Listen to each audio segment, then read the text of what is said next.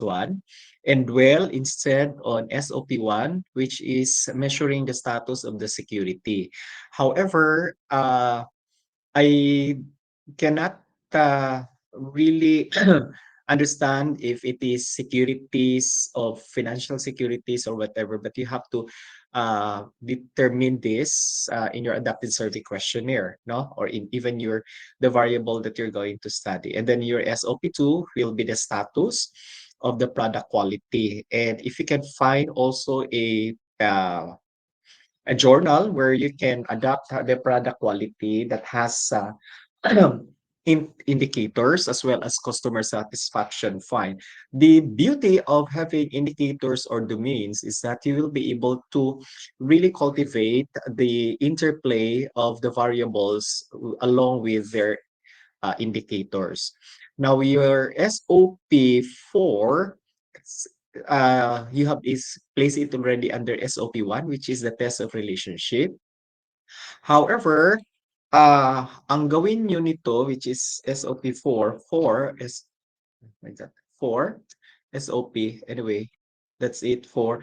Meron kang 4.1, which is yung product, wait, security, and then DV, customer satisfaction. Yung 4.2 is yung inyong product quality, and you have,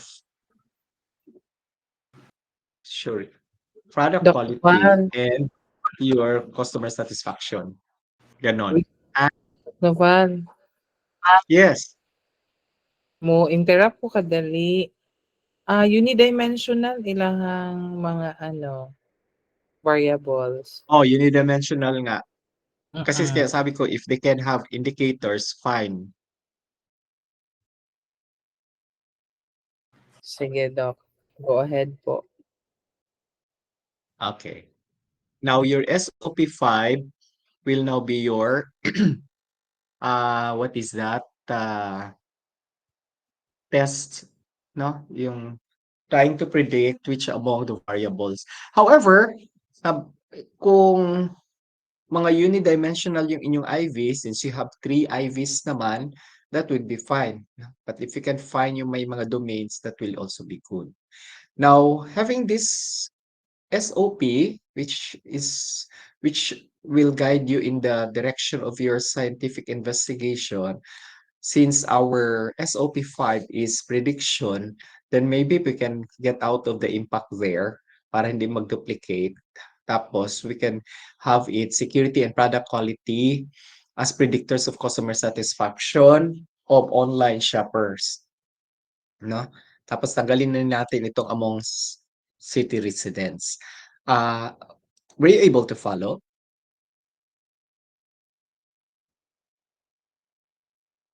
Maghinay jud kog Were you sulat. able to Not follow? yet. Medyo mabilis siya, Sige. Doc. Try gyud na kog ano Mabilis. type and screenshot. Doesn't matter kasi ang objective dito, you will be able to understand. If you're going to write at the same time, listen, you cannot do things at once, no? So, at the Recorded same man, time, recorded. pwede kami magbigay kasi ng manuscript. Ha? This is Sige. also recorded, Doc. I also Ay, thank you, recorded. ma'am. The entirety of the background of the study, you have to follow the 5 paragraph ruling of our institution. Okay? So the first paragraph provide problematic issues with authors and follow the 5-year residency, meaning from 2013 to 2023. All about problematic issues of customer satisfaction. Paragraph 2 supposedly should be the findings of relationship between variables, but still you have to follow the 10-year residency, 2013, 2023. No, wala man siya. For your paragraph, and then this one, you may transfer this to your references. For your paragraph 4, is supposedly in your own words, you will have to discuss here the research gap. So what's the important to have research gap? Kailangan maganda. Why? Because ito yung maliban sa group paragraph 1 that presents that there is really the need to conduct this study because there are a lot of problematic issues. Your paragraph 4 will defend your intention to conduct because there's still need to conduct research dahil may kakulangan, no? So this is the research gap. Okay.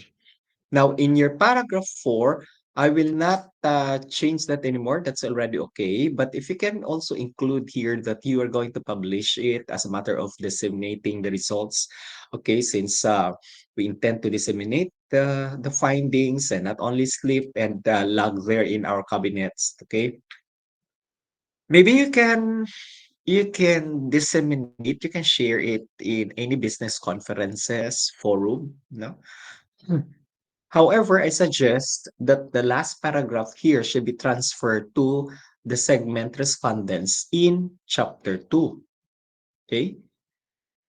Now, in your related literature, that's good because you have the introductory paragraph. That's very good.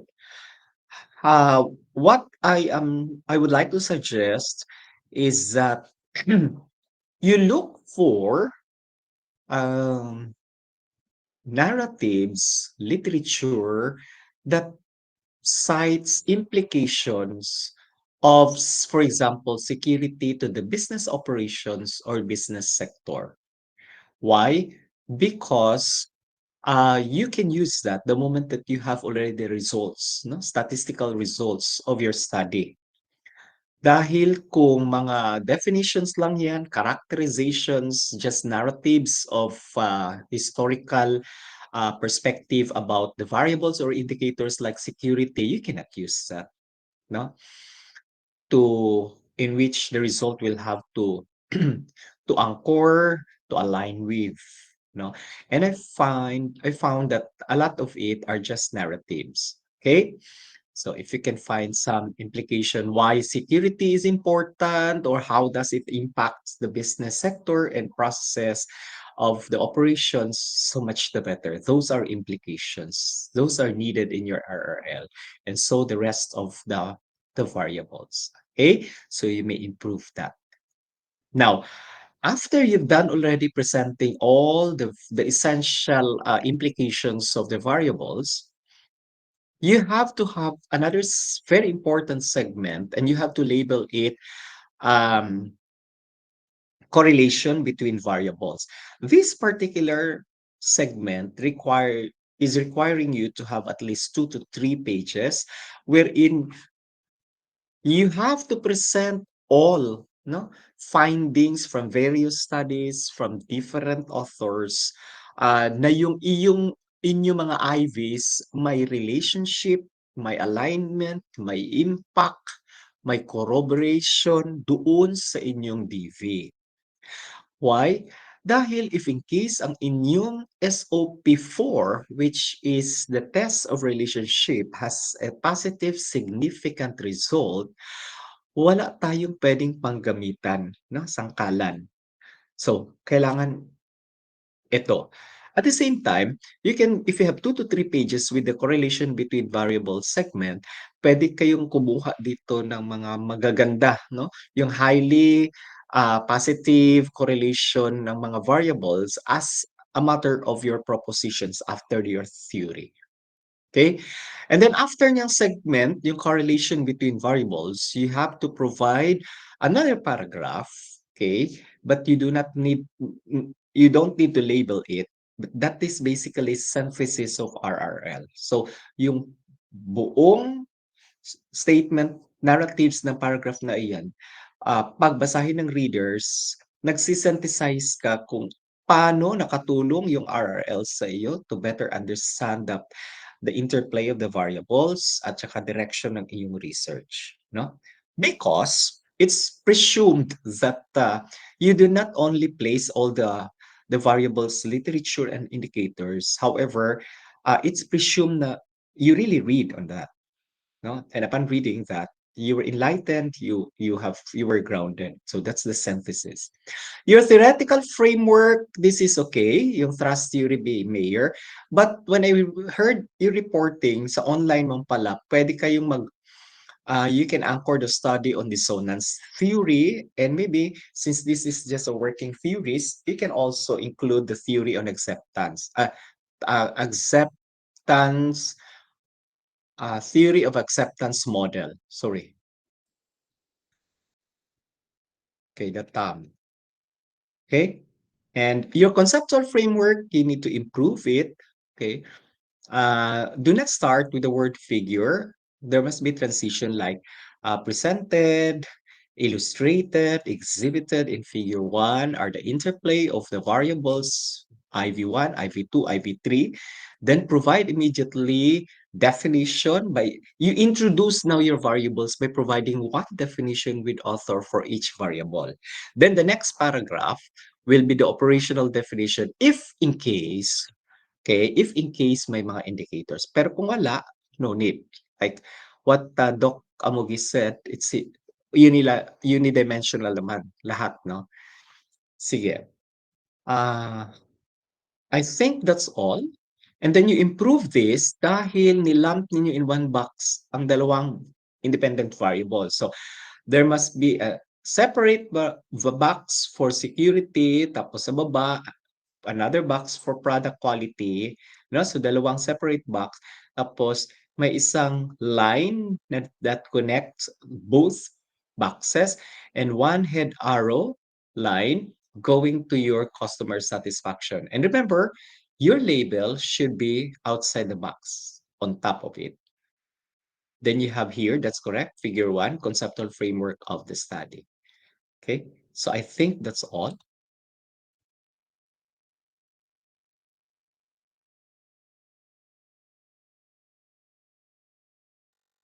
Thank you, Doc. Thank you, Doc. Okay. I'll turn you over to Dr. Amugis. Good evening, everyone. Hi, good evening, Doc. Evening, Doc. Sorry kayo na late ko kayo. Traffic kaayo. Anyway, sige. Saan naman yun? Okay, for your methodology, okay. Research design, no, you're going to make use of quantitative approach. Okay. Sige. You may, no, you may in the first paragraph, you're going to discuss what kind of research design or type of research design you're going to use. However, in the second paragraph, descriptive correlational siya, no? Tama? Descriptive correlational. Kaya ang ibutang ninyo din quantitative research dayon sa baba. Pwede siya, you can actually describe it and then you define what is quantitative and how you're going to use it in your study. And then the second paragraph, you're going to define what is descriptive and then you contextualize how are you going to use that in your study. For example, in terms of SOP, no? SOP number 1, you're going to determine the status of or level of security.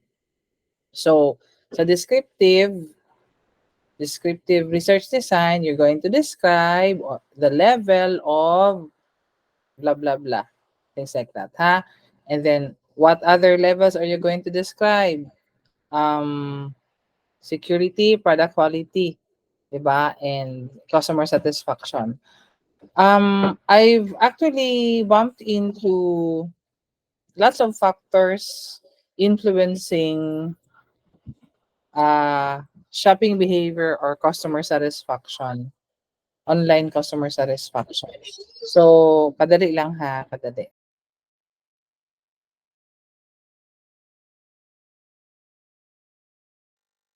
Sorry, interrupt sa akong anak. Anyway, sige. Security is one and product or product information is one. However, there are lots of them, no? 1, 2, 3, 4, 5, 6, 7, 8, 9. How did you determine ba these variables? Gichap-chap ninyo from a certain study? Kana lang ako ang gusto mo bawaan. How did you determine the variables? You have the topic online shopping, no? However, asa man ninyo gikuha nga mga variables? from studies, tapos you just choose two of those, factors. Please Hello? answer. Please answer. Saan?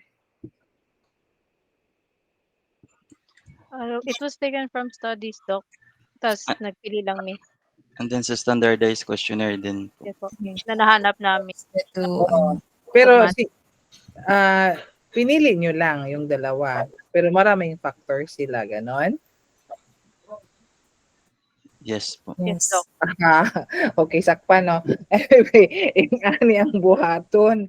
Ingani ang buhaton.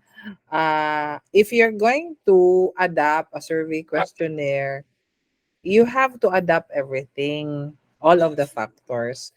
Do not just consider those variables that maybe you like, okay, to study on or to investigate. Dili pwede. If there are 9 in the survey questionnaire that you're going to adapt, 9 yun na siya kabuok. Okay? Okay, Sige. Doc.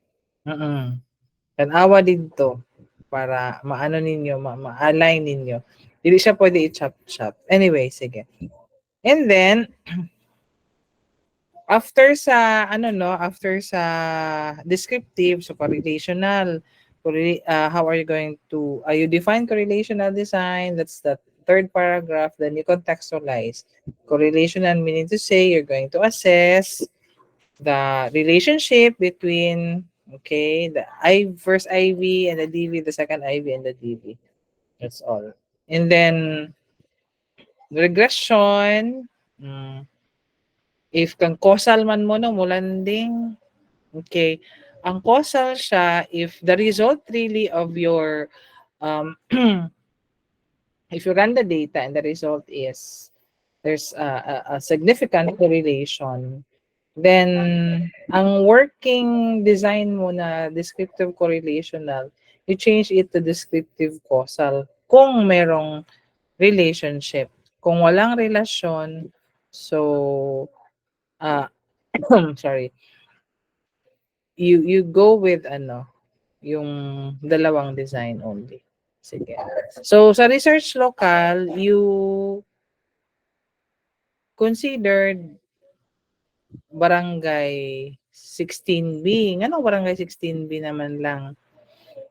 You may siguro purposively, purposively, randomly, purposive meaning purposive to those who are using online, no?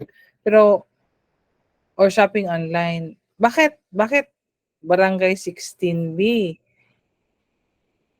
You have here, kung sa inyong rationalization is considered excellent choice for gathering information. Why excellent? Who said so? So this has to be supported with statistical source na yung barangay na yon madaming online shoppers. Yung ganoon, kung wala, wala. You can also, kung sa research local mo, pwede Davao City, okay, sa Davao City or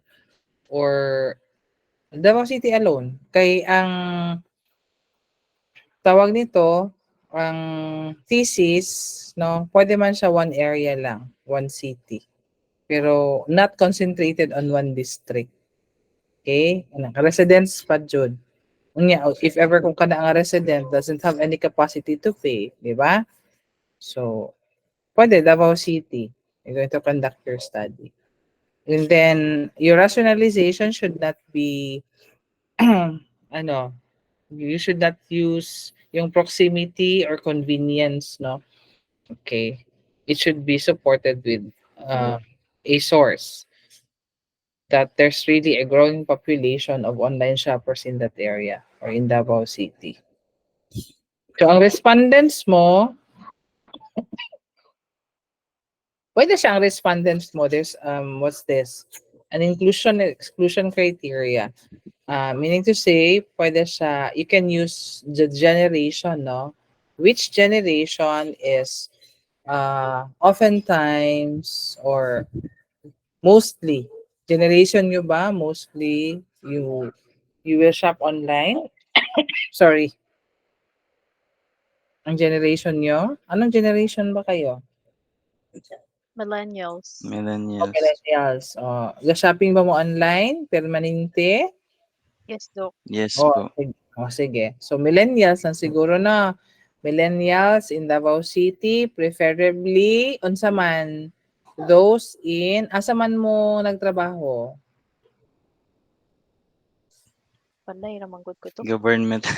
Government. Sige, mga government employees. Pwede ang ana, no?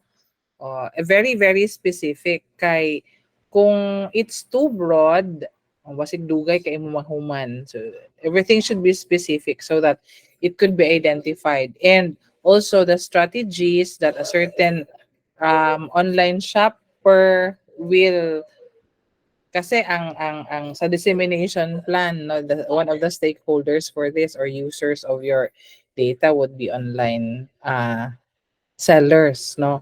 So specific siya, so they would know that the characteristics of those in the government, specifically millennials, regular employees, yung inclusion criteria, o ganito sila mag-shop, yung ganoon. So it should be very, very specific.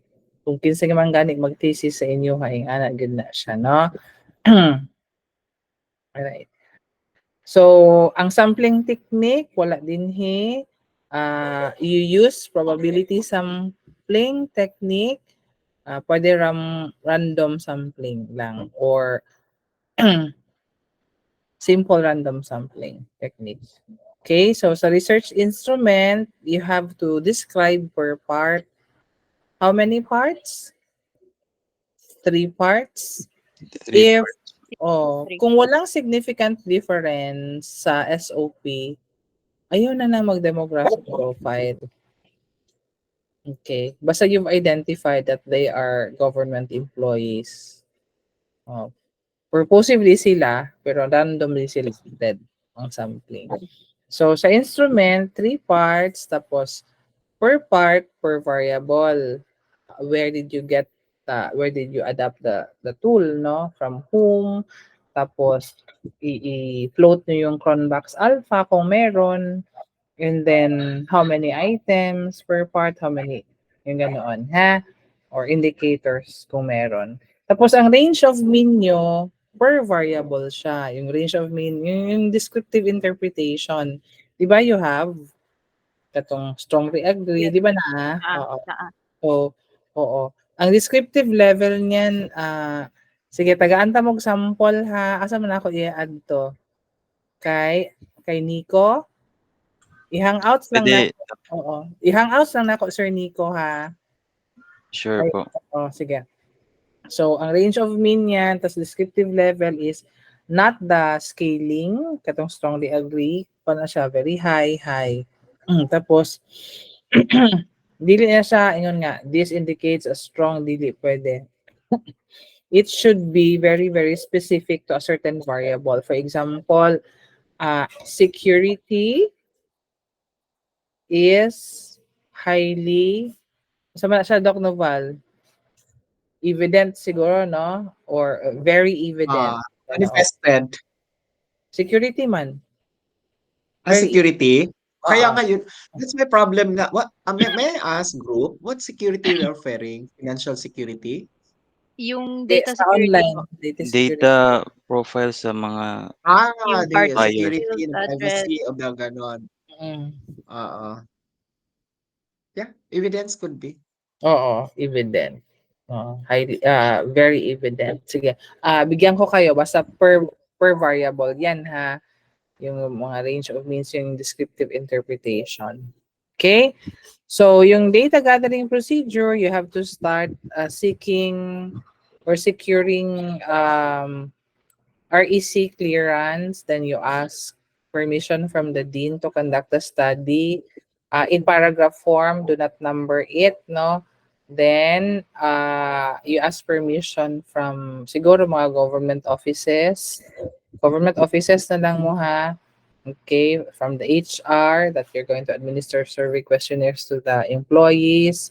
And then You really have to discuss there thoroughly, no, the step-by-step process on how you collect the data, including the duration of answering uh, the questionnaire, and then the duration on how many days would it take, estimate lang a proposal pa man, how many days would it take for you to gather all the data, yung ganoon. Okay? And then ang statistical tool kadako maani kadaghan sa inyong gipangyaw-yaw dinhi. Do not define, just discuss on what that statistical tool would like to determine. Ang mean will be determining the level, the status or extent of a variable. Ang standard deviation will measure the consistency or homogeneity of the data, no? Okay. And then Pearson arc, moment correlation, the relationship between specific na. You're going, Pearson R will determine the relationship between the IV and the DV. Diretso na siya. Daghan na kayo mga balak-balak diri. It's a waste of time, no? Copying and pasting. Okay. So, ang regression analysis, what are you going to regress? To determine, so may influence ni Doc Noval? Ascertain the influence, the influence, Predict. ha? Predict ang ginamit sa SOP 5. Predict. Okay. Which among the IVs will predict the DV? And then you have to spell out which of the security and product quality will predict customer satisfaction. Yung ganoon, ha? Okay. So, APA format, 7th edition, ang gamitin sa references. Dali. I'll chat it. Do you have anything to clarify? May clarify ba? Yan, ang APA 7th edition na format. Anything to be clarified on? Wala na? And so far, Doc. Thank you so much. Welcome. So, I will give a sample, no, proposal to Sir Nico. Okay. Lar. Wala Thank na. you. Thank you daw. You're welcome. Sa I-review lang Hangouts, ang sir, recording. sa Hangouts lang ako i-ano, sir, ha? Sure daw. Thank you. I-share sa or send sa imo, ha? Wala na ipangutana? Wala na, Doc. Salamat yun kaayo. O, isa pa yan. Sige. Doc Noval po, thank you. Welcome. Sige. Bye. God bless you. Bless you po. Okay. Congrats. Congratulations. Okay, group 1, congratulations. So you can leave the meet now.